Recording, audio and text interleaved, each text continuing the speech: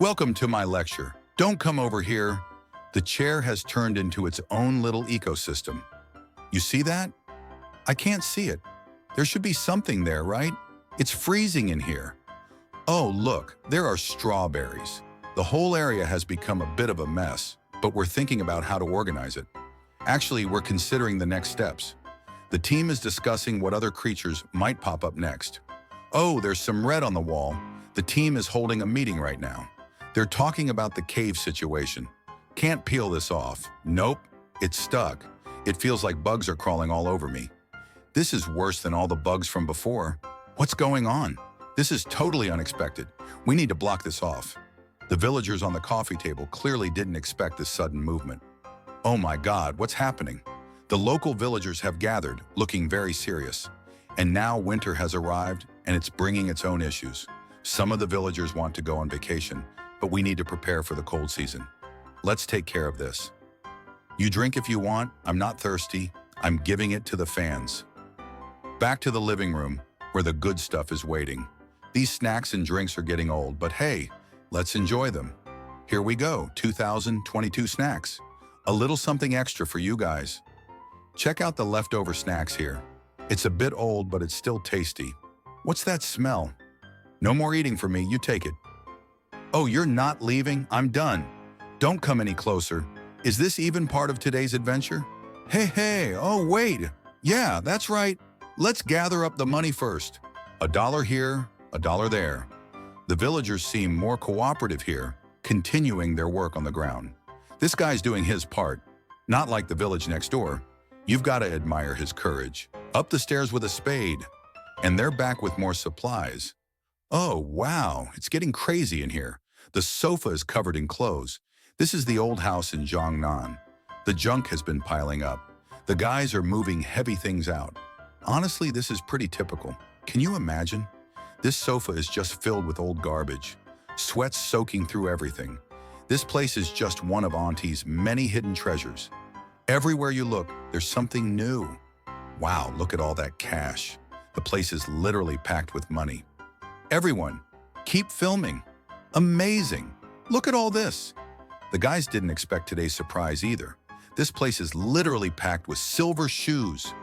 We're sorting through all the treasures, and we've still got more to find. Next, it's time to organize everything by value. From gold necklaces to jade pendants and rings, there's everything. There's even a jade bracelet and some gold chains. A treasure trove, literally all over the floor. Some items even have packaging that's been crushed by all the weight. This one's a big gold chain.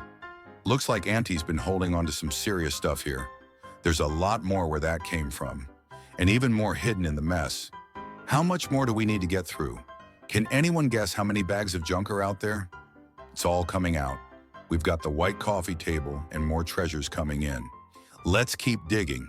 And the moment we move that couch, if anyone's looking for high-end pest control, you're in the right place. What we've been finding today, more treasures to catalog. It's like an endless scavenger hunt. There's even more gold, silver, and jade up here. The balcony's just packed with old items. As we continue cleaning, the situation in the house is becoming more and more overwhelming.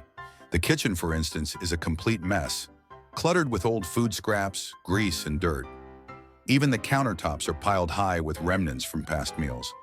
You can smell the odor of fermented food in the air as the team, fully geared up in protective suits, works tirelessly to tackle the mess. The living room, once a space of comfort, is now just another pile of forgotten items. It's a bit of a shock to see how much things have piled up over time. And in the midst of all this, there's a small, surprising discovery. Hidden inside a drawer, we find a little animal figurine, the kind that reminds you of childhood treasures. It's moments like this that make all the hard work feel worth it. As the team moves through the house, we can't help but wonder what led to this situation. It's clear that the house hasn't been well maintained for a long time, but it goes beyond just neglect. The householder, an elderly woman, had been living here for many years, facing a series of personal losses. Her father's passing and the breakdown of her marriage left her feeling isolated and overwhelmed. The house, once filled with life, became a place where memories and emotions were stored in the form of old items. things she couldn't bear to part with. Her son and daughter-in-law, despite their best efforts, struggled to communicate with her as she became more set in her ways. The clutter, once manageable, grew out of control.